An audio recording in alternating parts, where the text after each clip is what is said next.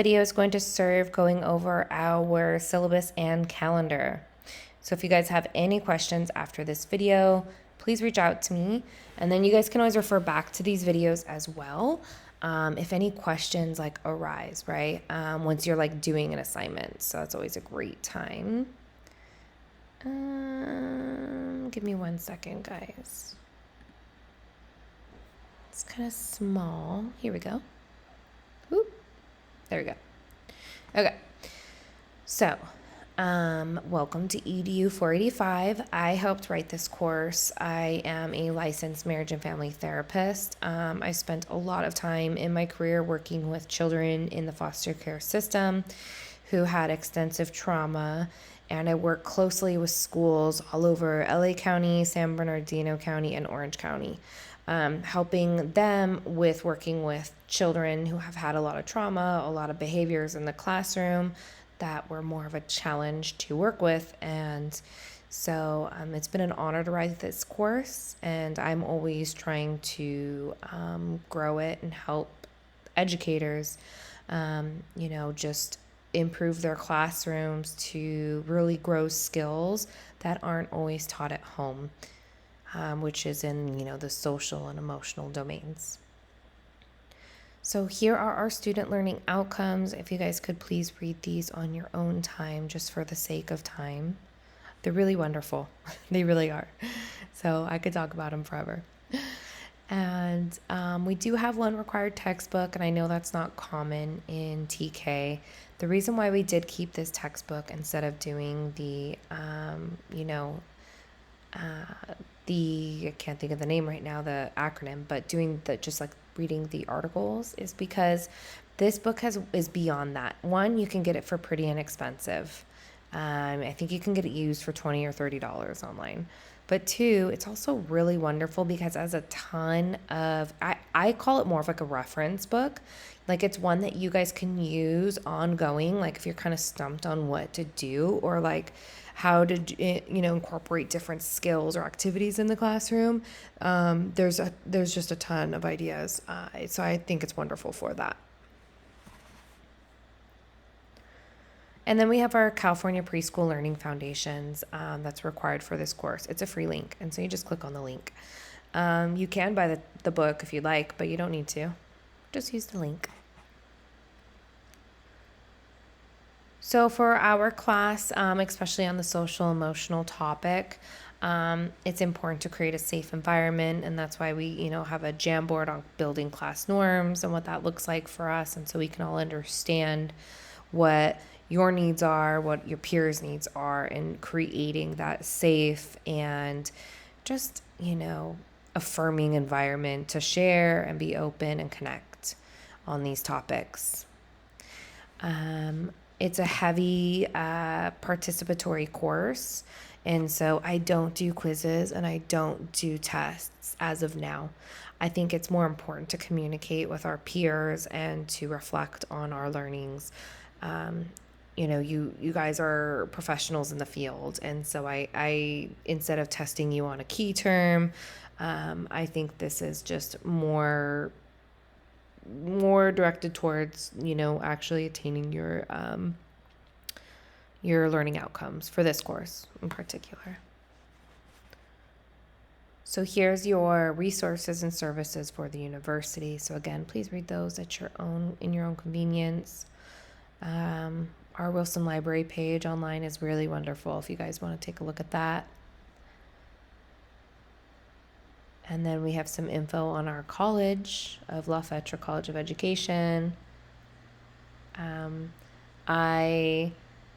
For assignments, I accept late work a week late. So when I say I accept assignments a week late, I'm talking about the main assignments, not the discussion boards. And so for our main assignments, they can be turned in a week late, up to a week late with just notice from you guys. So please, communication is key. Please email me.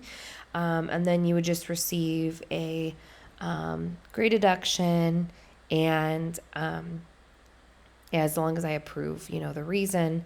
And then you guys won't get like as much feedback through the assignment, just because like I've moved on from grading and it's hard for me to kind of like go back, and it just drags me behind when there's like a lot of late assignments, if I grade them all the same. And so I wouldn't be leaving as many comments, but you guys would still get your rubric with the score. Okay.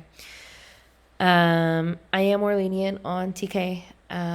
So please communicate and reach out to me with your needs.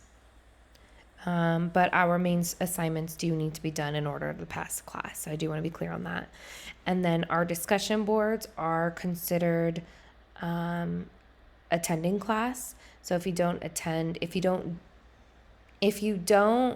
do a discussion board, you miss class that week. And because it's an 8-week class, it means like so basically it's an 8-week course, right? It's 16 weeks into 8. So if you miss one, you kind of missed 2 classes already, right? And so you can't miss more than one to pass the class. And they also can't be done like at a later time in a bunch. So please keep up. It's helpful too, because the positive with that is you're like working with your peers, right? Like you're talking about the same things at the same time on the discussion boards. That's what's helpful.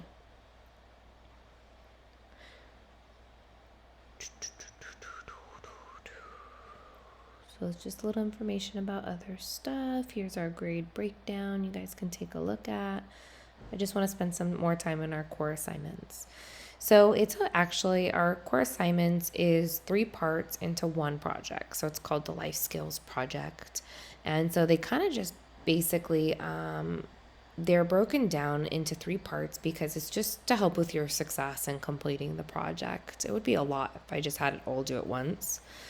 But they build on each other. So that's what's wonderful. So we start with a self-reflection paper. It's 4 pages. That's really, and it's double spaced.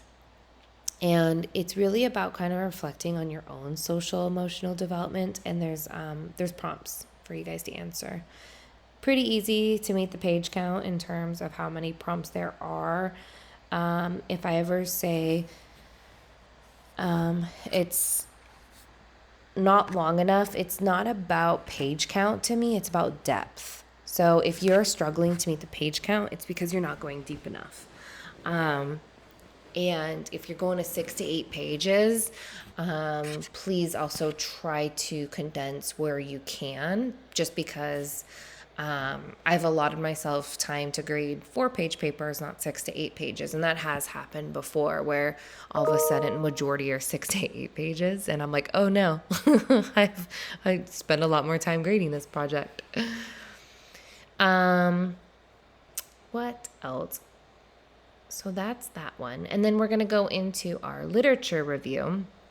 This is where a lot of students kind of start to panic, especially TK students, because, a lot of you have been out of school for a while.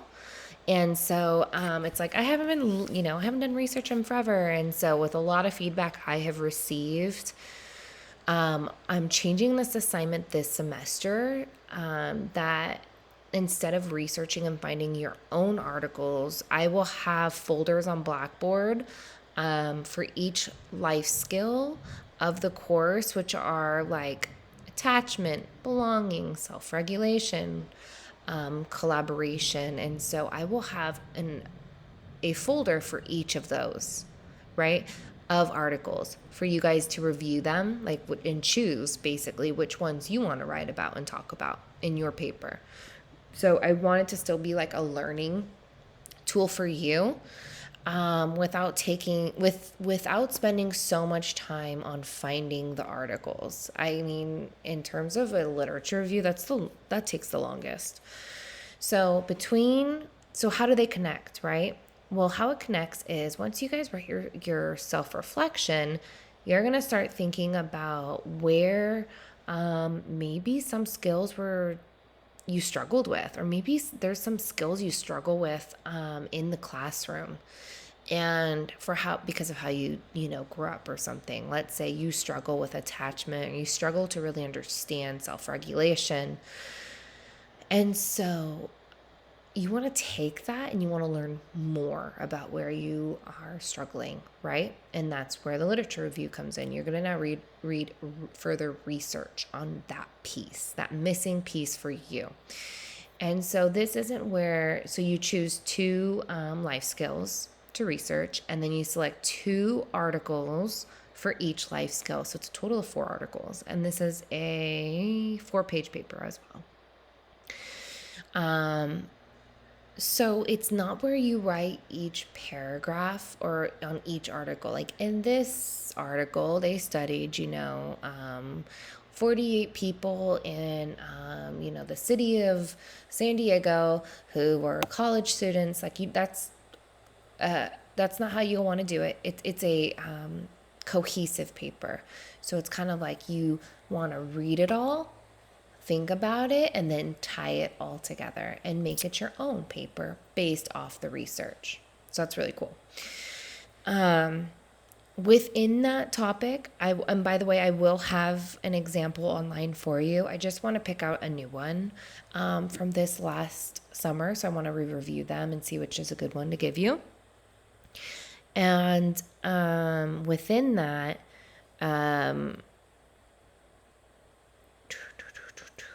the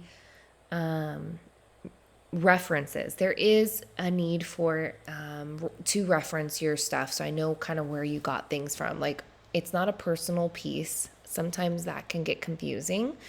Where if I start reading a paper and I'm like, wait, is this your opinion? No opinions in this, right? It's on the research. And so how do I know it's not your opinion? Well, you put it in text citation. And so you could use APA, you could use MLA. I'm not asking for that. I'm just asking for you to somehow state where you got that information from. People do it all differently. I'll show you like an example of one I upload, but you could do like even just like the author, in parentheses, if the author's there twice, from the articles you chose, and you can even like add in something to, identify it further. And then a reference page, you can literally just put the names of the articles, or you can put the links to the articles from the library page, whatever you want to do. Oh, by the way, within this, yes, you can cite our textbook. A lot of people do. But please refrain from citing most of this paper from the text. But for like the introduction, a lot of people do, and that makes sense. Or for like definitions of the life skills, absolutely, that's fine. So then once we are now experts on 2 life skills, we are going to teach our peers how we are experts through a presentation. And so this will be all online. We will post them in like a discussion board so we can see everyone's, and that's really cool. And how we do this in person is different. And so I haven't updated this to show how it is really all online, but I'll explain it to you. So it's basically you will be creating a presentation, and first you're going to do a summary of the research you learned from your part 2 right up here, and share that here. And then you're going to tell us how these relate to the California School Preschool Learning Foundations under the social emotional domain. And now it's all about application. So this should just take like, a couple minutes. Then we want to go application.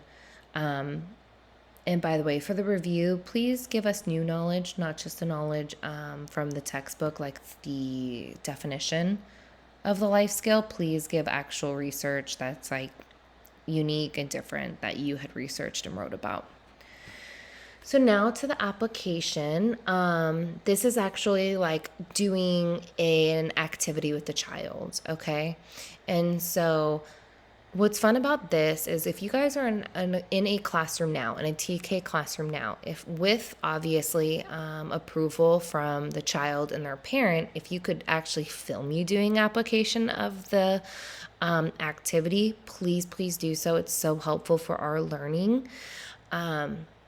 You can also find a YouTube video. You can also find pictures. And then if you guys ever have like materials to link to show us, you could even send us like the link to like free materials that we, other people can use. So this is really where like you get to show what you've learned and to others to then apply it to like their classroom as well. So this is really fun and hands-on. I love this project. I love this part of the project. And then if your photographs are not original, just please cite them at the end, okay, where you got them. And then or videos. And then also, one of the applications needs to cover the classroom environment. So like a piece of the room, how did you modify it to maybe go towards the attachment domain, or the self-regulation domain is a common one in modifying classroom environments. So grading rubrics, please disregard. I'm rewriting these right now.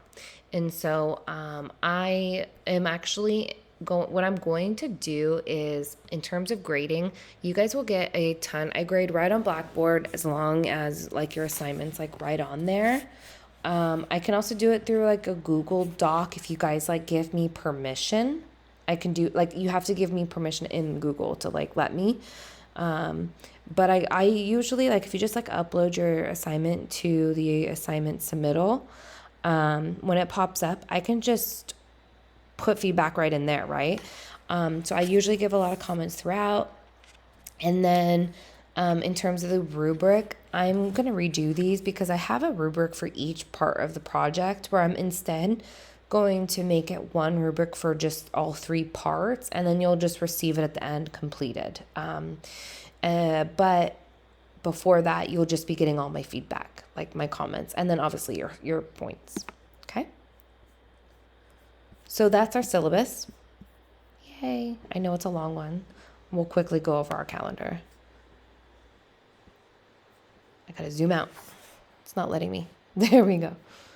Okay. So let's go back. And then here's our calendar.